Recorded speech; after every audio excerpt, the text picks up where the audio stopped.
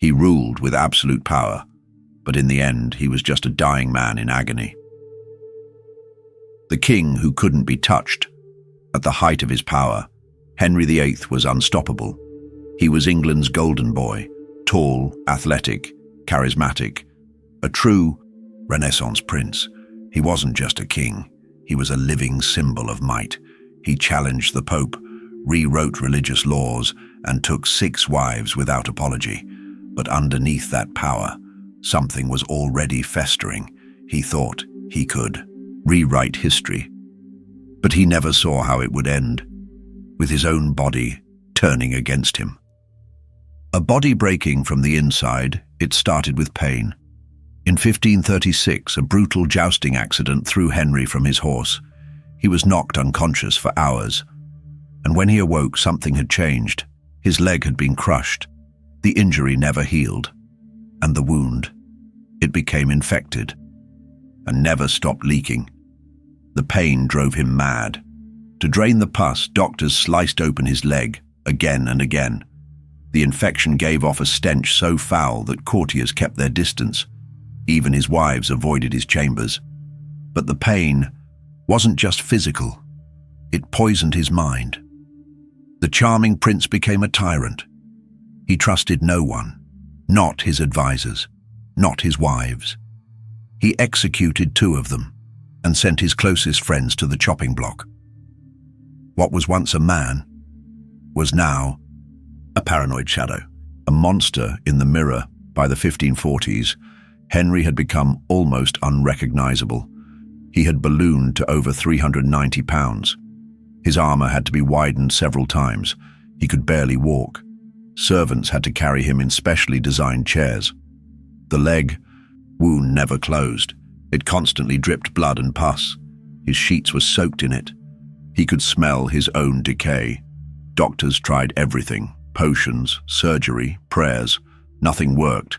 They even cauterized parts of his body, burning flesh to stop the infection. The king, once feared across Europe, was now rotting slowly, alive. And the worst part, he knew it. Screams in the night. He rarely slept. When he did, his screams echoed through the halls, the pain in his leg, the pressure in his chest, the weight of his own paranoia. It drove him deeper into rage. He began seeing enemies in shadows. He lashed out without warning. Even trusted servants were accused of treason. His moods turned volatile. One moment calm, the next shouting uncontrollably. Whispers grew. Was the king going mad? Some claimed he suffered from syphilis. Others blamed untreated diabetes. But whatever the cause, one thing was clear. His mind was unraveling. He began fearing his own children, even Edward, his heir. He believed everyone wanted him dead, and in the end, maybe they did. The wife who almost didn't survive, his final wife, Catherine Parr, was a bold woman, maybe too bold. She dared to debate religion with the king. She challenged his views. That was a mistake. In 1546, an arrest warrant was drawn up. She had no idea, until a sympathetic advisor slipped her a warning. She rushed to the king's chambers, fell to her knees, and begged for mercy.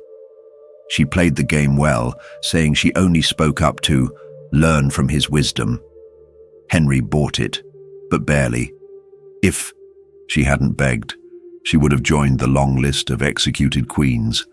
And yet, even as he ordered more deaths, Henry's own body was failing. The king who wouldn't die. Yet by the start of 1547, Henry was visibly dying.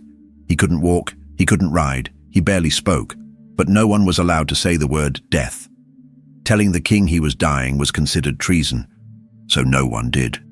Not even his doctors, not even his priests. Everyone waited silently as the king rotted in silence. He couldn't feed himself, he couldn't bathe. He was covered in sores. His breath reeked of rot. They say his coffin was prepared weeks in advance, just in case. He finally died in the early morning hours of January 28, 1547. No final speech, no deathbed confession, just a wheeze and then nothing. But what came next was even worse. The corpse that leaked Henry's body was so bloated that within days it began to rupture. While transporting the corpse to Windsor Castle, his coffin cracked open, a black, putrid fluid spilled out. Witnesses were horrified.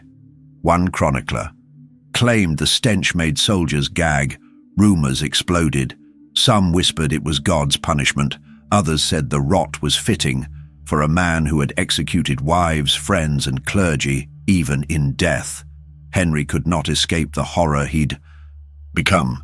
A legacy built on blood, Henry VIII changed England forever. He broke with the Catholic Church. He dissolved the monasteries. He seized power like no king before him. But at what cost? 6 wives, tens of thousands executed, a country torn between faiths, and in the end, a man who died alone, afraid, and in agony. The same hands that crushed enemies couldn't wipe his own tears. His body decayed, his legacy fractured, and all that remained was a tale of power, pain, and paranoia.